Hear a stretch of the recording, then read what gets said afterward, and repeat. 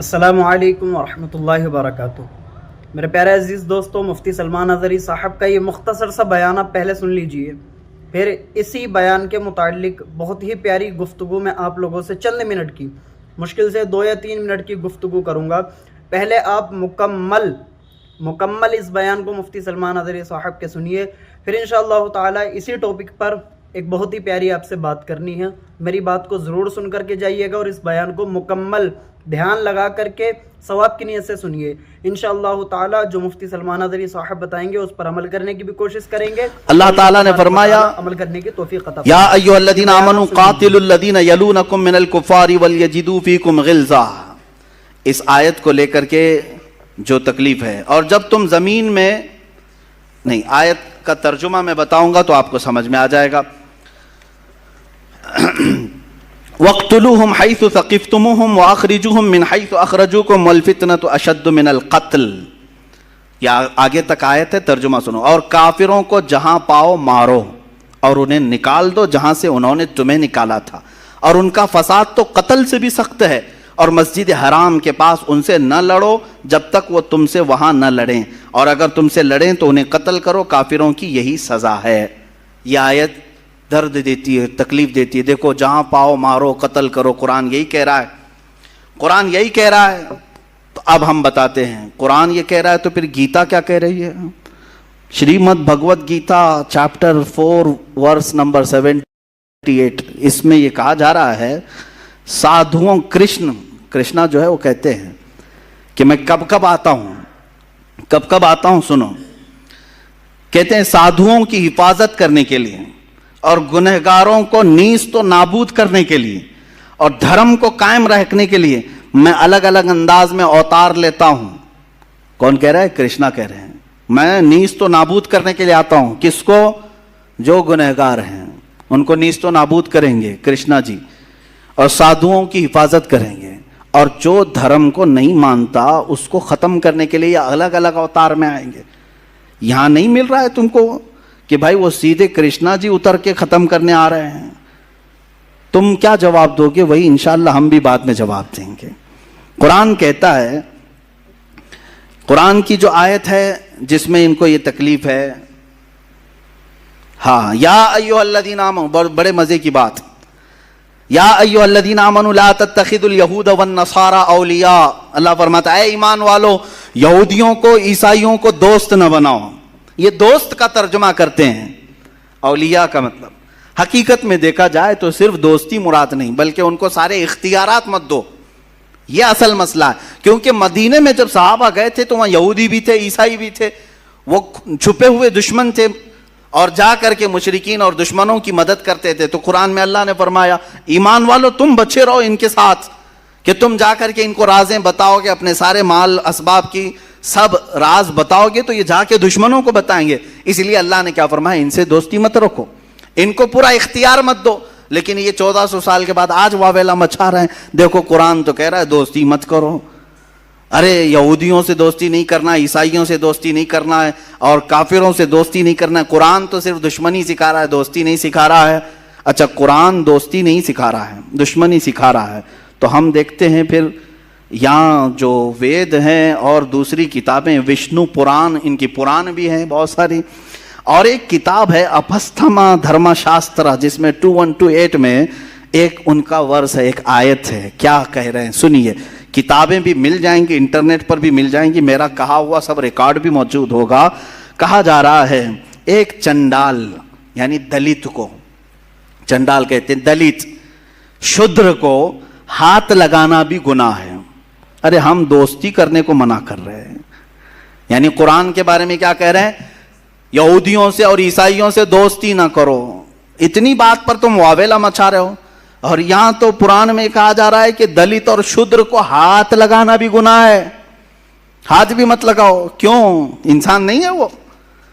दलितों को सुनाओ, और उसको बात करना, उसे देखना भी गुनाह है। अपस्थमा किताब का नाम, धर्मशास्त्र 2128, इसमें मौजूद है।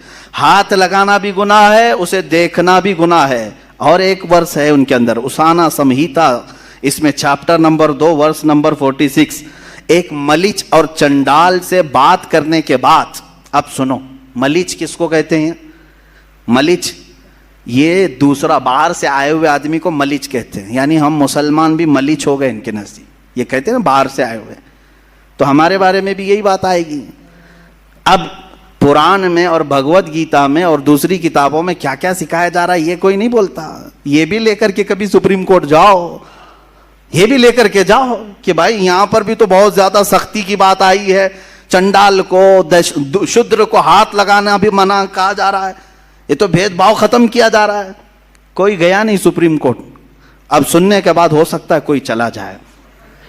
एक मलीच और चंडाल से बात करने के बाद, या किसी ऐसी औरत से बात करने के बाद जिसको उसके शोहर ने छोड़ दिया, क्या है धर्म में देखें क्या हुक्म है। चंडाल से बात करो, शूद्र से बात करो, या किसी औरत से हाथ मिला लिया जिसको उसके शोहर ने छोड़ दिया है, बात किया, या पेशाब पखाने को टच किया, तीनों बराबर है। पेशाब पखाने को टच किया तो कहा जा रहा है कि आदमी को अपना मुंह अच्छे से धो लेना चाहिए। शूद्र को पकड़ के आया, ऐसी औरत से बात करके आया जिसका शोहर ना हो, या पेशाब पखाने को टच किया तो उसे चाहिए कि पूरा मुंह धो ले, खुली करे। हमने तो कभी ये नहीं कहा। यहाँ कुरान ने सिर्फ ये कहा था यहूदी और ईसाइयों को अपना राजदार मत बनाओ, वावेला मचाया, और तुम तो टच करने को भी मना कर रहे हो, पेशाब पखाने के बराबर औरतों को भी बना दिया। इसके बारे में नहीं जाते कि ये सख्त आयत है, ये भी मुकद्दस किताबों से, इसको भी निकालना चाहिए। पैदा करो किसी वसीम गुंडे को। विष्णु पुराण बुक नंबर 3 चैप्टर नंबर 18 ये विष्णु पुराण, इसमें एक वाक्य लिखा हुआ है। देखें वाक्य, भेदभाव कौन करता है सुने। साताध्रुव बादशाह का एक नाम है, साताध्रुव। साताध्रुव नाम का एक बादशाह था, उसने एक बड़ा गुनाह कर लिया था। ये किताब में विष्णु पुराण में ये मौजूद है। क्या गुनाह कर लिया था? तवज्जो, बादशाह ने गुनाह ये कर लिया था कि एक काफिर से बात किया था। काफिर से बात कर लिया। उनके नजदीक कौन काफिर है? जो उनके धर्म को नहीं मानता। जो धर्म को नहीं मानता वो काफिर है। इनकार करने वाले को काफिर कहा जाता है। हमारे यहां भी वही काफिर है जो अल्लाह को ना माने, उनके यहां भी काफिर, हम काफिर उनके नजदीक है। तो बहरहाल साताध्रुव बादशाह ने एक काफिर से बात किया, इतना बड़ा गुनाह कर लिया उसने। क्या हुआ किताब में मौजूद है। हालांकि वो रोजे से था, वो उपवास से था, उस वक्त उसने बात कर लिया तो उसको सजा क्या मिली? बादशाह को मरा तो दूसरे जन्म में कुत्ता पैदा हुआ। दूसरे जन्म में वो कुत्ता बन करके पैदा हुआ। अरे काफिर से बात करने पर कुत्ता बन के पैदा हो जाते हैं। यहां तो कुरान ने सिर्फ दोस्ती करने की बात मना की है। दोस्ती करने से मना किया, सुप्रीम कोर्ट पहुंच गए, और कुत्ता पैदा होने की बात की तो सेशन कोर्ट में तो जाना चाहिए। अरे क्या क्या बात कर रहे हो? काफिर से बात करना मना है? हमने कभी कहा है? हमने कभी नहीं कहा। हमारी हिंदुओं से भी बात है, क्रिश्चियन से भी बात है, यहूदियों से भी बात है, लेकिन जिस मामले में, जिस मसले में बात करना है हम बात करते हैं। हमने ये नहीं रोका है। ये किताबों में वो समझते हैं कि सिर्फ कुरान पे हम हमले करते जाएं और हमको बोलने वाला कोई नहीं रहेगा। अरे मैं तो एक अदना खादिम हूं, अभी अल्लाह के शेर मौजूद हैं, एक ना एक उठेगा और फिर तुम्हें तुम्हारा आईना दिखाता रहेगा इंशाअल्लाह अज़ीज़। अब आगे देखें, एक आयत ये भी है, कातिलुल लदीना ला युमिनूना बिल्लाहि वला बिल यौमिल आखिर। अल्लाह ताला फरमाता है कातिलुल लदीना ला युमिनूना बिल्लाहि वला बिल यौमिल, ऐ महबूब, ऐ मुसलमानों, उन लोगों से लड़ो जो अल्लाह पर ईमान नहीं लाते और आखिरत को नहीं मानते। तो ये कहते हैं हम अल्लाह को भी नहीं मानते और आखिरत को भी नहीं मानते, तो हमसे लड़ने की बात तो कुरान कह रहा है तुम्हारे दरमियान। ये भी सूरह तौबा की आयत है और वही मक्का के मुशरिकीन के मुतालिक आई है, लेकिन ये अभी तक अपने ऊपर फिट कर रहे हैं, अभी तक अपने ऊपर गढ़ रहे हैं। खैर अपने ऊपर फिट करते हो तो ठीक है, तुम्हारी मर्जी। लेकिन इस आयत के मुतालिक मैं फिर गीता को उठाता हूं, फिर Shrimad Bhagavad Gita chapter number 2 verse number 18, 22 और 30, 3 उसमें वर्स हैं। ये हमने काफ़ी तक दो के बाद सब जमा कर लिया अल्हम्दुलिल्लाह। हमारे पास भी वो उलमा आज भी मौजूद हैं जो हर जगह के ख़जाने निकालते हैं, सब जगह नज़र रहती है। मैं बहुत छोटा तालिब इल्म हूँ, हमारे साथ उलमा की एक बड़ी जमात है अल्हम्दुलिल्लाह। गीता में कृष्णा अर्जुन से कहता है, आयत ज़हन में है ना, अल्लाह ने फरमाया उन लोगों से लड़ो जो अल्लाह को नहीं मानते और आखिरत पर ईमान नहीं रखते, उनसे लड़ो, जंग करो। अब कृष्णा अर्जुन से क्या कह रहे हैं सुनो। कहता है सारे जिस्म खत्म होने वाले हैं मगर रूह बाकी रहने वाली है, इसलिए अर्जुन इस बात को समझकर जंग करो कि जिस तरह इंसान पुराने कपड़े उतार कर नए कपड़े पहन लेता है, वैसे ही रूह पुराने जिस्म को छोड़कर नए जिस्म में आ जाती है। तो ऐ भारत के बेटे अर्जुन, जिस्म में रहने वाली रूह को ख़त्म नहीं किया जा सकता, वो अगले जन्म में फिर पैदा हो जाएगी। यानी अगर तुम किसी जिस्म को मारते हो, काटते हो, तो खौफ करने की ज़रूरत नहीं। और एक दूसरी उसमें ये कहा गया है कि तुम इस बात का खौफ नहीं करना, इसलिए कि जिस जानदार को तुम मार रहे हो उसके बारे में तो लिखा गया है, पहले से ही मरने वाला था। खाली तुम जिस्म को मार रहे हो, रूह तो रहती है। इनके यहाँ 7 जन्म का जो मसला है, तो काटो जितनों को चाहे, मारते रहो। अरे यहाँ मारा, अभी ये दूसरी जगह आ जाएगी, पूर्ण जन्म लेकर के दूसरे में पैदा हो जाएगी। तो कृष्णा अर्जुन से कह रहे हैं मारो इनको, कोई मसला नहीं है। और कुरान के मुतालिक कह रहे हो कि अल्लाह ने फरमाया कि कत्ल करो उन लोगों को। गीता में भी वही चीज मिलेगी आपको, सेम कॉन्टेस्ट, सेम चीजें हम निकाल करके, ये अभी कुछ ही चीजें हैं, तलाश करेंगे तो हो सकता है बहुत सारी चीजें मिलेंगी। अब देखें, जो लोग, ये एक आयत ये भी है, इसको कहते हैं ऐ ईमान वालो या अय्युहल्लज़ीना आमनू ला तत्तखिज़ू आबाअकुम व इख्वानकुम औलिया इन इस्तहब्बुल कुफ्र अलल ईमान।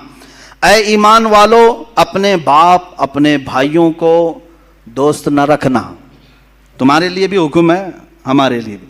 अपने बाप भाइयों को दोस्त नहीं रखना अगर वो ईमान छोड़कर काफिर हो जाएं। अल्हम्दुलिल्लाह हम आज भी यही करेंगे ना। हाँ, हमारा अकीदा यही है, नबी से हो जो बेगाना उसे दिल से जुदा करते, पिदर मादर बिरादर जानो माल उन पर फिदा करते। हमारा अकीदा ये है, नबी से जो हो बेगाना वो हमारा हो नहीं सकता। और कुरान कह रहा है तुम्हारे बाप भाई वगैरह अगर ईमान को छोड़कर कुफ्र को पसंद करते हैं तो दोस्त मत रखो उनको, उनके साथ दोस्ती मत रखो, वरना क्या होगा, तुम्हारे साथ भी छेड़छाड़ करेंगे और अलग मामलात होंगे। बहरहाल अब गीता में भी ऐसा ही कुछ मिलता है। Chapter number 1 verse number 26 Krishna Arjun को जंग पे उभारने के लिए कह रहा है। कृष्णा भगवान है, अर्जुन जो वजीर है या जो भी है, जंग करने के लिए, और अर्जुन जंग नहीं करना चाह रहा है।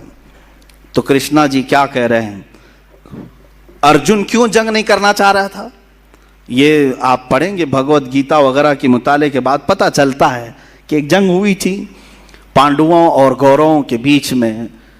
तो फिर अर्जुन ने देखा दोनों टीम में कौन है, इसके दुश्मनों की टीम में कौन कौन है, इसके दोनों तरफ देख करके अर्जुन देखा, टीम बी हो या टीम ए हो, जो दुश्मनों की टीम थी, उसमें अर्जुन का बाप भी है, दादा भी है, उस्ताद भी है, मामू भी है, भाई भी है, बेटे भी हैं, दोस्त भी हैं, ससुरा भी है और अच्छा चाहने वाले भी हैं।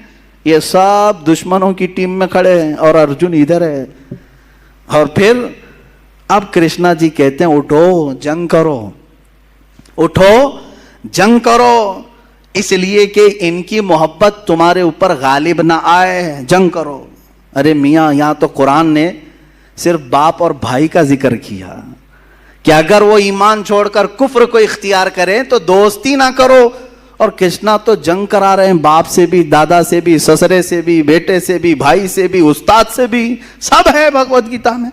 ये आयत नहीं नजर आई जिसमें ये कहा गया है अर्जुन को कि तुम मुखालिफत में, अगर तुम्हारा बाप भी आए, दादा भी आए, बेटा भी आए, भाई भी आए, उस्ताद भी आए, मामू भी आए, सब आए, जंग करो, लड़ो, उठो।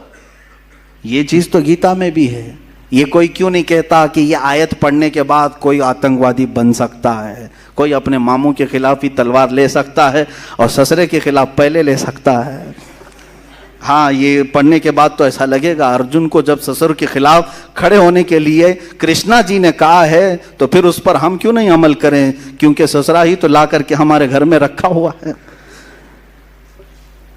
आयत और कई आयतें हैं, वक्त ख़त्म होने आया है। मैं इसको आज इसलिए आपके सामने रखा कि तुम डिफेंस वाले लेवल में ना जाओ, दिफा करने के मामले में ना जाओ कि कुरान ने ऐसा नहीं कहा वैसा नहीं कहा।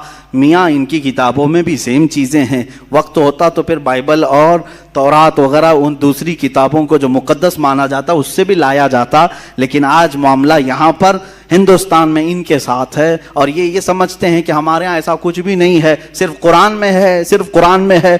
मैंने जितनी आयतें पढ़ी कुरान की और उसके मुकाबले में जितने वर्स और जितने चैप्टर भगवत गीता के, अभी मनुस्मृति का तो हाल ही अलग है। मनुस्मृति जो है ये तो बहुत खतरनाक किताब है, खतरनाक किताब है। इसको 2-3 मरतबा इन्होंने बदल दिया, फिर भी अभी भी जाके खतरनाक है, अभी भी जाके। इसमें जो लिखा गया है ये देखें, कुरान में एक आयत है मलऊनीन ऐनमा ज़ुक़िफ़ू उख़िज़ू व क़ुत्तिलू तक़तीला, यानी मुनाफिकों के बारे में कहा है अल्लाह ताला ने कि लानत किए हुए लोग हैं, जहां इनको पाओ पकड़ो मारो। ये आयतें पकड़ो मारो वाली इनको बहुत तकलीफ देती। किसके लिए कहा गया है? जंग हो रही है, दुश्मन भाग जा रहा है या दसीसाकारी कर रहा है तो उसको क्या छोड़ देंगे आप? अरे इंडिया के बॉर्डर को क्रॉस करके कोई दुश्मन दाखिल हो जाए, क्या इंडिया की हुकूमत ऐलान नहीं करेगी जहां पाओ पकड़ो उसको? नहीं ऐलान करेगी कि एक बॉर्डर क्रॉस करके घुस आया है हमारे स्टेट के अंदर, जहां मिले अरे पोस्टर भी लगाते हैं, ऐसी शक्ल वाला कहीं दिखे तो फौरन पकड़ो, पकड़ने का हुक्म तो आता है। लेकिन वो पोस्टर लेकर के क्या हम सबके घरों पे फिरते रहेंगे? हर एक को पकड़ने का गवर्नमेंट ने कह दिया है, पकड़ो मारो। अरे भाई खास आदमी के लिए कहा है जो बॉर्डर से घुस करके आया। इसी तरह कुरान ने उन खास लोगों के लिए कहा है जो इस्लाम की जड़ें काटने पर लगे थे। तो मलऊनीन का जो लफ्ज आया, कहते हैं देखो लानत करते हैं कुरान में, हमारे ऊपर लानत करते हैं। ये तो मुनाफिकीन के लिए की गई हुई आयत है, लेकिन फिर भी आपको मैं बता दूं, गीता में चैप्टर नंबर 16 वर्स नंबर 9 में कहते हैं जो लोग गीता की बात नहीं मानते वो शैतानी लोग हैं। आयत है कुरान में मलऊनीन का लफ्ज आया, लानत किए हुए हैं, और भगवत गीता में कहा कि जो गीता को नहीं मानते वो शैतानी लोग हैं। ये लोग रूह को नहीं मानते, हकीर लोग हैं, बेवकूफ हैं, उनका काम दुनिया को तबाह करना है। 4 गालियां दे दिया आपने पूरी दुनिया को। शैतानी लोग हैं नंबर 1, हकीर लोग हैं नंबर 2, बेवकूफ हैं नंबर 3, दुनिया को तबाह करने वाले हैं नंबर 4। गीता को नहीं मानने वाले ईसाई भी हैं, वो भी बेवकूफ हैं, यहूदी हैं वो भी बेवकूफ हैं, और जितने चाइनीज हैं वो भी बेवकूफ हैं, बुद्धिस्ट जितने हैं वो भी बेवकूफ हैं। क्योंकि गीता में कहा गया जो गीता को नहीं मानते वो शैतानी हैं, बेवकूफ हैं और दुनिया को तबाह करने वाले हैं। ये सारे लोग ये क्यों नहीं बोलते कि हमको गालियां दे रही है भाई किताब? हमने आज तक सुप्रीम कोर्ट में पूछा भी नहीं कि ये शैतानी लोग हमको कहा जा रहा है, बेवकूफ कहा जा रहा है, इसको निकालो। हम नहीं जानते हैं, हम नहीं चाहते, हमें जरूरत नहीं। तुम पढ़ो, तुम अपने पास रखो, कुरान हम पढ़ रहे हैं, हम कहां तुम्हें मारने जा रहे हैं, काटने जा रहे हैं। जो जहर फैलाने की कोशिश करेगा तो फिर तुर्की ब तुर्की जवाब भी दिया जाएगा। एक आयत ये पढ़ा। अब मनुस्मृति की जो बात मैं कह रहा था उसमें यह है, हाँ ये आयत जिहाद के मुतालिक जो नाजिल हुई, या अय्युहन नबी हर्रिदिल मुमिनीन अलल क़िताल, ऐ नबी मोमिनों को जंग पर उभारिए। इन यकुम मिनकुम 20 साबिरून यगलिबू मिअ। तो प्यारे दोस्तों, इस वीडियो के अंदर मुफ्ती सलमान अज़हरी साहब ने बहुत ही मुख्तसर से वक्त में और बहुत ही प्यारे अंदाज में हमें ये सिखाया, ये इल्म हासिल कराया, ये इल्म दिया हमको, ये हमें बता दिया कि कुरान पाक में अल्लाह तबारक व तआला ने काफिरों को कत्ल करने का हुक्म दिया है या नहीं दिया है, और किन काफिरों को अल्लाह तबारक व तआला ने कत्ल करने का हुक्म दिया है। हर मुसलमान पर जिहाद कब फ़र्ज़ होता है, कब काफिरों से कत्ल व क़िताल किया जाता है, जंग की जाती है। मुफ्ती सलमान अज़हरी साहब ने इस मुख्तसर से बयान में बहुत ही प्यारे अंदाज में समझा दिया। उम्मीद है कि ये बयान आपको बहुत ही ज़्यादा पसंद आया होगा। प्यारे दोस्तों, अगर बयान अच्छा लगा हो तो वीडियो को लाइक कर दें, चैनल को सब्सक्राइब कर दें और ज़्यादा से ज़्यादा इस वीडियो को शेयर कर दें, ताकि दूसरे मुसलमानों को, दूसरे लोगों को भी इस बात का इल्म हो जाए कि अल्लाह तबारक व तआला ने कुरान पाक में काफिरों को कत्ल करने का हुक्म दिया है या नहीं दिया, और किन काफिरों को कत्ल करने का हुक्म दिया गया है।